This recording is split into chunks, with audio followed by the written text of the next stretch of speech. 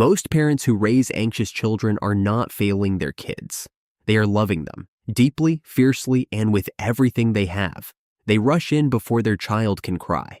They plan ahead so nothing goes wrong. They smooth every rough edge, soften every hard moment, and stay close so their child never feels alone in their discomfort. From the outside, this looks like exceptional parenting. But inside the child's developing brain, something very different is happening. If your child struggles with change, falls apart over small frustrations, has a hard time separating from you, or seems to carry a low hum of worry that never quite goes away, this video might give you the answer you have been looking for. Because the habits that quietly fuel childhood anxiety are almost never the ones we think of as harmful. They are the habits that come from caring too much, from trying too hard, from loving in ways that accidentally teach the nervous system that the world requires constant fear to navigate safely. Here are 5 of them, and what you can do instead. The first habit is solving problems before your child has the chance to struggle. Picture this. Your child is trying to put together a puzzle and the pieces are not cooperating. You can see the frustration building on their face. And before they can cry, before they can even try a different approach, you reach over. You rotate a piece. You press it gently into place. You smile and say, "See, got it." That moment feels kind. It is kind in one sense. But what your child's brain just learned will follow them for years. It recorded, "I cannot handle hard things on my own." When something feels difficult, the right response is distress, because distress brings help. Psychologists call this learned helplessness, and it is one of the most reliable pathways into chronic childhood anxiety. When a child never gets to work through frustration, when adults consistently clear obstacles before the child can meet them, that child's brain never learns to trust its own ability to cope. Instead, it develops a hair-trigger threat response. Anything uncertain, anything unfamiliar, anything challenging starts to feel genuinely dangerous. Not because the child is weak, but because they have never been allowed to discover that difficulty is survivable. The shift here is subtle but powerful. Instead of stepping in, stay close and step back. Sit beside your child. Say, "I know this is tricky. I'm right here." Let them feel the frustration. Let them try a different way. Let them fail and try again. Because every time a child works through something hard and comes out the other side, their brain adds a new data point. I can do this. I can cope. The world is not as dangerous as it feels. That belief, built slowly through hundreds of small moments, becomes the strongest armor against anxiety a parent can ever give their child. The second habit is one most parents would never suspect. The way you prepare your child for upcoming events. You are trying to help. You want them to feel ready. So a week before a dental appointment, you mention it. The next day, you bring it up again. You explain what the dentist will do. You tell them it won't hurt. You check in. You feeling okay about Friday? You know we have the dentist, right?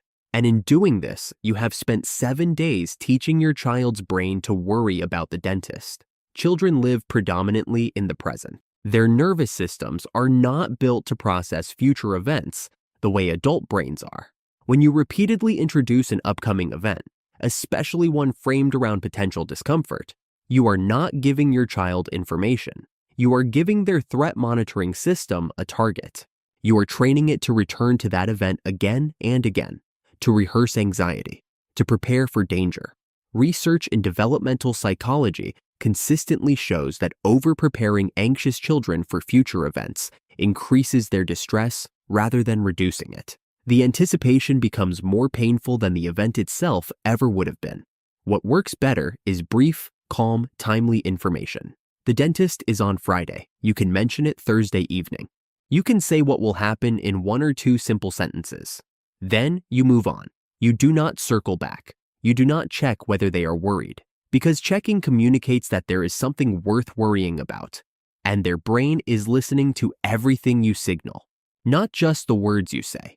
The third habit is perhaps the most counterintuitive of all, validating your child's feelings so thoroughly that you accidentally confirm their fears. Emotional validation is genuinely important. Children need to feel heard. When your child is scared, Saying your feelings make sense is far healthier than saying stop being silly. The research on this is clear and consistent, but validation has a line, and many well-meaning parents cross it without realizing.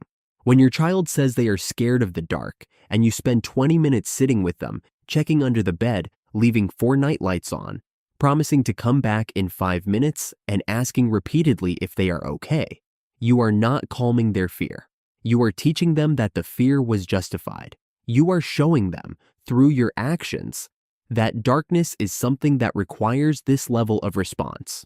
And their brain, which is constantly scanning for information about how dangerous the world is, takes careful note. The same pattern shows up with social anxiety. A child who is nervous about a birthday party says, "I don't want to go, everyone will laugh at me."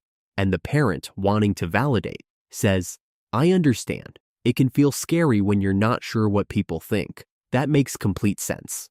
The child hears, "Yes, this is a real threat. Yes, your worry is accurate. Yes, the world is as scary as it feels." Healthy validation acknowledges the emotion without reinforcing the threat. It sounds more like, "I hear you. This feels really scary right now, and I know you can handle it." It names the feeling. It communicates empathy.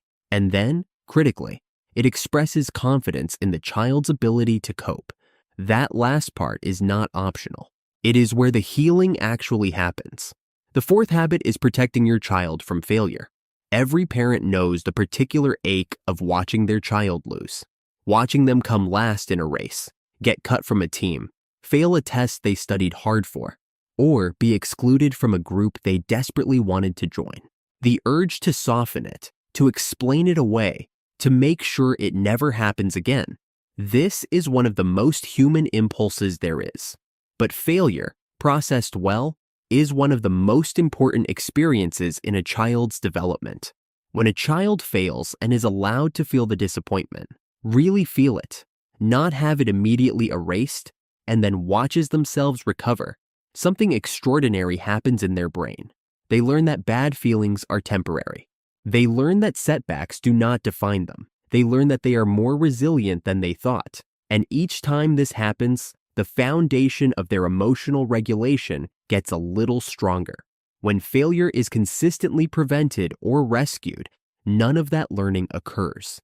Instead, the child develops what psychologists call a low frustration tolerance, a nervous system that cannot bear discomfort and responds to any setback as though it were catastrophic. This is not a character flaw. It is a gap in experience. The child was simply never allowed to practice surviving disappointment. Let your child lose sometimes. Let them deal with the natural consequences of forgetting their homework, or not practicing their instrument, or making a poor choice with a friend. Stay compassionate, stay present, but resist the urge to fix it.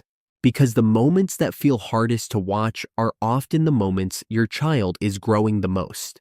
The 5th habit is modeling anxiety without realizing it. Children do not primarily learn from what you tell them. They learn from what they watch you do. And if you are a person who worries, who expresses concern frequently, who narrates potential dangers, who tenses up in new situations, who checks and rechecks and plans for worst-case scenarios, your child's nervous system is absorbing all of it. This is not about blame. Anxiety is often inherited, and parents who struggle with it themselves are doing their best. But awareness matters here because the transmission is happening whether you intend it or not. When you say be careful 10 times before your child climbs a tree, their brain hears, trees are dangerous. When you express dread about a social event you have to attend, their brain learns, social events are threatening. When you avoid uncertainty whenever possible, they learn, uncertainty is something to escape, not tolerate. What you model about managing discomfort shapes your child's relationship with discomfort more powerfully than any parenting strategy ever could. This means that one of the most effective things you can do for your anxious child is to work on your own anxiety. Not to perform calm you do not feel, but to genuinely practice tolerating uncertainty, naming your own emotions without dramatizing them, and letting your child see you face hard things and survive. This makes me a little nervous, but I'm going to do it anyway. That sentence, said casually and followed by action, teaches more than a year of reassurance ever could. Here is what ties all 5 of these habits together. They all come from love, every single one. The parent who rescues their child from struggle loves them. The parent who over-prepares them loves them. The parent who validates every fear loves them. The parent who prevents failure loves them. The parent who worries constantly about them loves them. But love, by itself, does not protect a child from anxiety. The form that love takes is what matters, and the form that protects is the kind that says, I believe in your ability to handle this. I am not going to remove the hard thing. I am going to stand beside you while you face it. Anxiety in children is not a sign of bad parenting, but it is often a signal that somewhere along the way, the child's brain learned that the world is more dangerous than it is, and that they are less capable than they are. Your job, starting now, is to gently teach them both of those things differently. Not through lectures, not through reassurance, but through the quiet, daily, radical act of letting them be capable. They are more ready than you think, and honestly, so are you.